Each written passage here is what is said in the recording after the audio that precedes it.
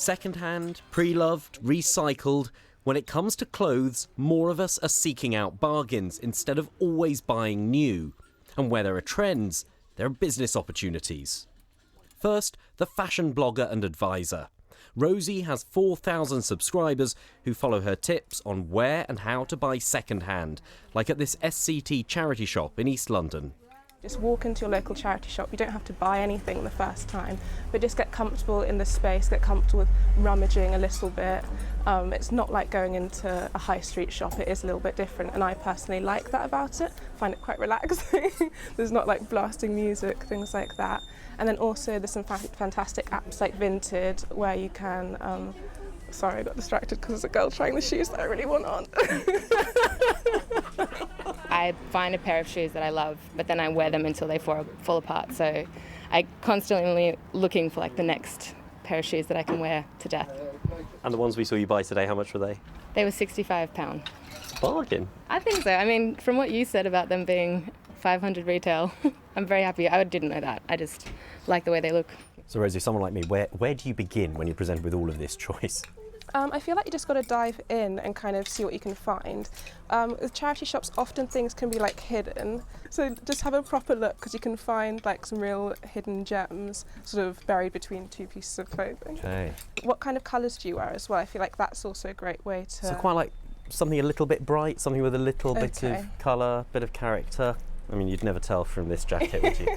So this is Levi's, so you know it will be really good quality. Oh, okay. And how much is this? £7? £7, which is amazing. Not bad, £7. What do you think? Should you try this? Yeah, try it on for sure. Right, let's give it a go. There we go. What do you think? So good, I love it. Really nice. What do you think? Tucked in, tucked out? I'm a tucked out person, personally. You're the expert. I'll go with you. Rosie, thank you very much. The thing is, though, what if you're not sure where to get the best bargains? Maybe you don't have time and you may not have an expert like Rosie out shopping with you. Well, enter our next business, the online seller, Isabella.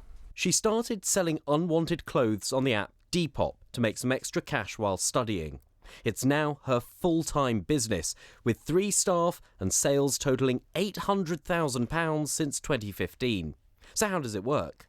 For example, some of the items that I source might come from like warehouses. There are like huge warehouses in the UK full of vintage stock. Like, it's almost unimaginable. A lot of my pieces come from there. I have a buyer who is one of my full-time employees, and she goes around the country sourcing secondhand for me. I'll style the pieces, shoot the looks on my little tripod. Once I've shot it, then we list it on the app, and I aim to list 100 items a week or so. And small entrepreneurs like Isabella mean more business for big online selling platforms. Vinted is one of those seeing a surge. Its number of registered buyers and sellers in the UK has soared. The growth of second-hand's absolutely phenomenal, and a whole host of different reasons. But I think people are more and more wanting to sell on platforms like Vinted, to make a bit of extra money, cost of living crisis, it's very understandable.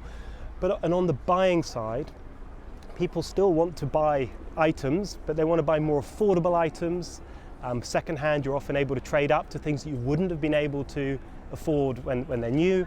And platforms like Vinted offer this vast assortment of choice and options to buy.